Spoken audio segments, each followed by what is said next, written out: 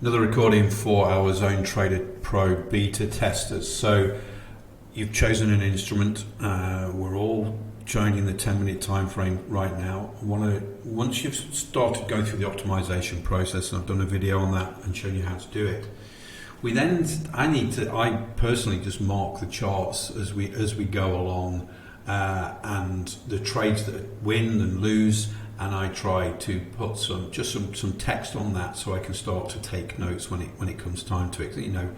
Probably do it in about 30 days. Go back and look at what happens. So I'm going to start off here. The date on here is the 7th of the 3rd. I'm not going too far back, but we had a trade here. But before I do that, when I look at this strategy performance for the last 30 days on my optimization, we can see when I pull it over, I've got a profit factor of 4.3, win rate of 80%, and it's about $5,500 profit in 30 days with 3 contracts traded on the Zone Trader Pro. So it's a pretty good standard.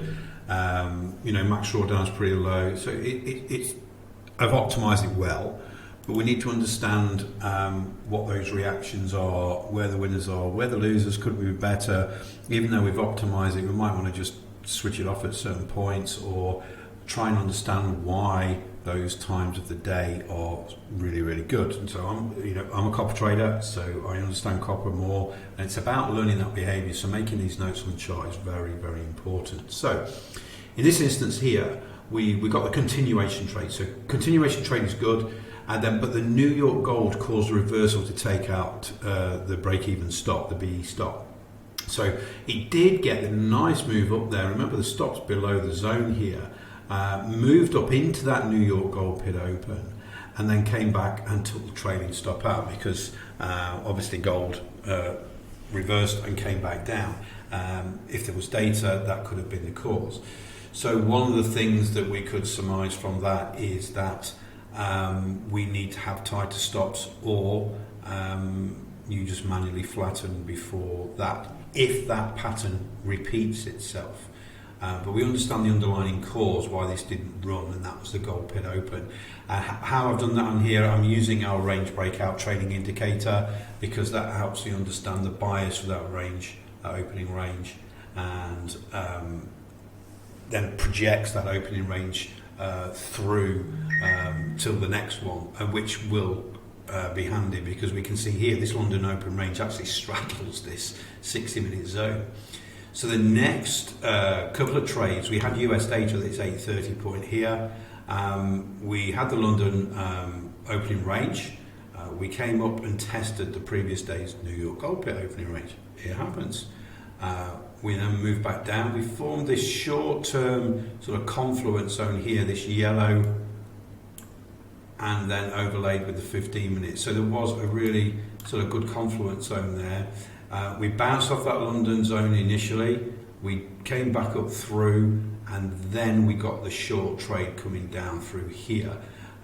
It hit the next zone, and that's where we take profit during that reaction to data, and then took out the trailing stop, which auto-adjusted. Okay, so first continuous trade was good, profits taken during US data release. Yep. Then the second reversal, the second trade was reversal as price action found resistance at the same confluence zone as previous trade. So this one was a sort of a continuation trade through. That reaction to data found resistance in there, turned back around, and we got the trade down to the short side. It was a monster trade. So we should be aware that when the circumstances are right, this big US data shouldn't be a factor where we actually switch it off, because these are very strong points that make things push through or react to those support and resistance zones. Let's move a little bit farther forward. So here we got the New York Gold opening range in my GOR, just showing it straddles the confluence zone here. So we've got a 15-minute and a 10-minute, but this New York Gold opening range actually straddles it. So we get rid of that New York open around 9:30. It comes back down, tests this other confluence zone here, comes back through the New York Gold Pit Open, through that confluence zone, and we get a fantastic trade into there. So great trade, fantastic move, and then we move on. Let's take notes on the next, so we got, we've got a nice move up for the London opening range here. Came down, tested the bottom of the range, came up. We're not going to take the long out of that London opening range. It's got this massive confluence resistance zone up above, and it did trigger a good reversal here. The problem is it didn't quite hit the other zone, but it took out the trailing stop, so all good. So this short failed. Okay, short into the opening range of this New York failed. So within an hour of this US data, and I've marked my chart there, we had a short, okay? But this short actually is going into this London opening range within an hour of massive US data. So maybe we just need to be aware of where those opening ranges are, because they can find, you can find sort of support there as well. Obviously, when we had the US data, it ploughed through. Other trades here, I'm not marked everyone, I just wanted to show you on a video. So previous day's gold pit opening range with confluence zone reversal, zone traded pro trade was good. So this was the previous range, and it straddles that massive confluence. So we came back up into there, it found resistance, came back down, great trade, took out the trailing stop. Then today's trade was the monster trade. So this time, remember, I do like to trade copper during after that London Open. So we had the London Open, but we had big UK data as well. So this opening range is between the two confluence zones. Okay, so we're not going to trade the opening range, but a reaction to that data sending us down to the downside would have been a good trade.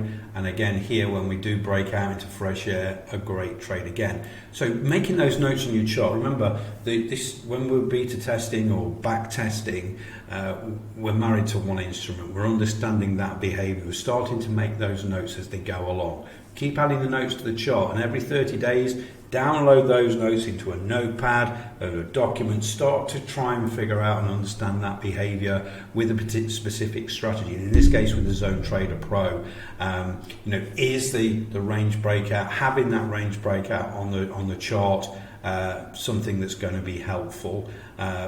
First instance, understanding the bias. The bias for that opening range is bullish anyway. So when it does try and break out to the downside, find support there and goes. And then when we get the fresh air, Zone Trader Pro work very well. So keep taking those notes, and every 30 days download them and write yourself a behavioural analysis. And really, we should be looking at a rolling 30-day optimization. So you might start to find that it doesn't react very well to certain data, or that it could be a really strong resistance is given by an opening range, or it actually helps us. And when we get that confluence as that opening range around that massive confluence zone, there's certain behavior you might monitor. So hopefully that helps. Start marking your charts, and then every 30 days download it to try and understand that behavior.